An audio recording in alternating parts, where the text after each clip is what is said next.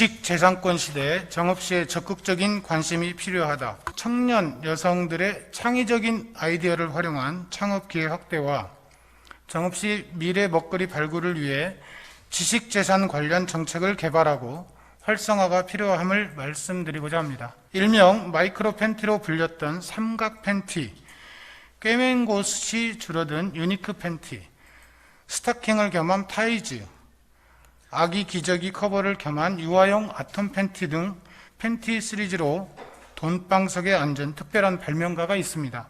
50대 중반의 사쿠라이라는 일본 여성이었습니다. 당시에는 동서양을 막론하고 반바지에 가까운 속옷뿐이었는데 어느 여름날 아이들이 무릎까지 닿을 정도로 긴 속옷에 몹시 불편해하는 것을 보고 손자에게 편한 속옷을 만들어주기 위해서 테트론을 싹둑 잘라버린 것입니다. 이 간단한 생각으로 탄생한 삼각 팬티는 대량 생산되어 전 세계에 확산되었고 그녀는 엄청난 돈방석에 앉게 되었습니다. 지식재산권은 발명, 상표, 디자인 등 산업재산권과 문학, 음악, 미술 작품 등에 대한 저작권의 총칭입니다.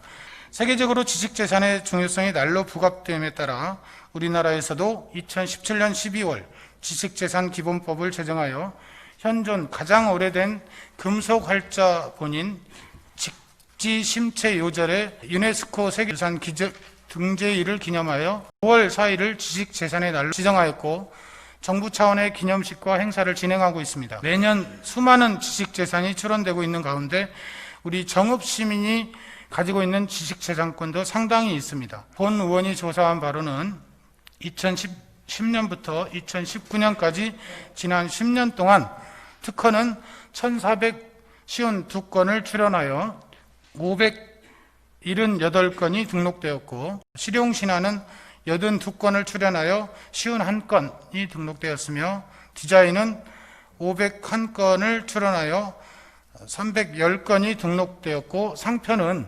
1055건을 출원하여 558건이 등록된 것으로 파악되었습니다. 한편 정읍시도 그동안 56건의 지식재산권을 출원하여 46건이 등록되었습니다. 특히 민선 7기에 들어서는 향기공화국 등 32건의 상표 등록을 추진하고 있으며 최근에는 경양누리를 상표 등록 진행 중에 있습니다.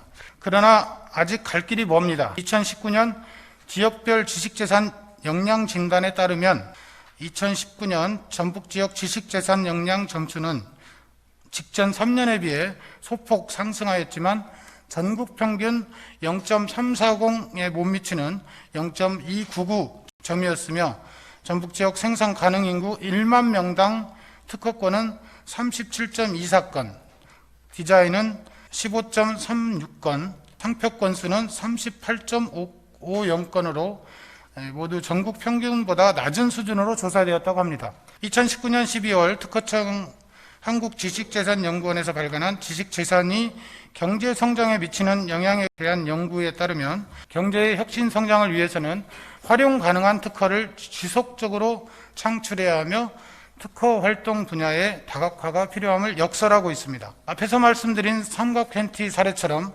지식재산권이 삶의 질 향상과 경제적 부를 가져다 준다는 것은 주지의 사실입니다. 정읍시의 미래 먹거리를 만들기 위해 시민들에게 특히 청년층과 주부들에게 지식재산권 등록을 권장하고 우수한 지식재산권을 사장시키지 않고 산업화할 수 있는 시스템을 만들어야 합니다. 청년과 주부, 산업 현장에서 창의적인 아이디어를 낼 수 있도록 지식재산 관련 정책을 뒷받침할 조례를 제정하고 300만 원에서 500만 원이 소요되는 특허 비용의 일부 지원하거나 정읍시민 지식재산 박람회 개최, 각종 상담, 교육, 세제 지원, 사업화 활성 등의 정책을 개발해야 합니다. 정읍은 말 그대로 끊임없이 샘물이 솟아나는 곳입니다. 정읍시민의 창의성을 샘솟게 하여 지역 경제를 살려야 할 때입니다.